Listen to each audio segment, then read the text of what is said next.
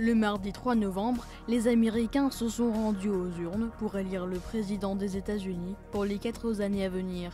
Cette journée ressemblait plutôt à un sprint final, sachant que près de 100 millions d'électeurs ont déjà voté par anticipation, un record. En ce jour d'élection du 3 novembre, la presse américaine reprend beaucoup un sentiment d'anxiété. Election anxiety is reportedly up 18% from 2016, with 70% of Americans stressed out about what could happen. Et oui, l'attente des résultats des élections provoque un mélange de sentiments d'angoisse et d'excitation chez les électeurs. And I'm scared. My stomach hurts every day. I have insomnia, never had it in my life. I've got a ton of anxiety. I'm very nervous, but I'm optimistic.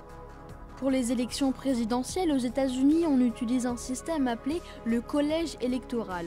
Dans ce système, au lieu de directement voter pour le président, on vote pour ce qu'on appelle de grands électeurs qui vont ensuite voter pour leur candidat. Dans chaque État, il y a un nombre différent de grands électeurs qui varie selon le nombre de districts. Au total, il y a 538 électeurs. Pour gagner, le candidat à la présidentielle doit au moins avoir 270 votes pour lui. Tout au long de la soirée électorale, on a beaucoup fait attention à l'évolution des votes, mais avant de connaître le résultat, il a fallu attendre 4 jours puisque le dépouillement des votes a pris un certain temps dans quelques États.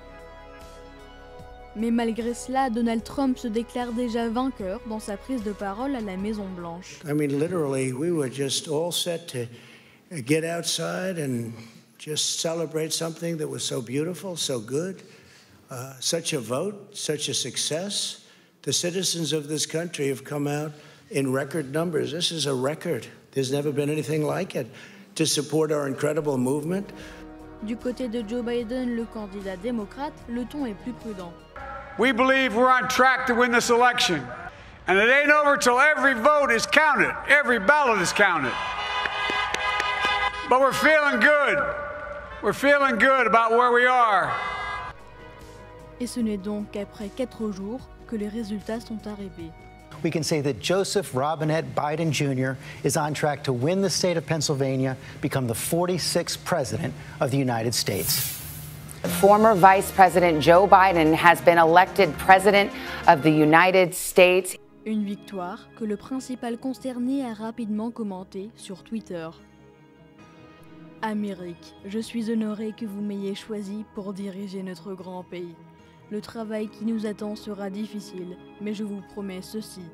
Je serai le président de tous les Américains, que vous ayez voté pour moi ou non. Je garderai la foi que vous avez placée en moi.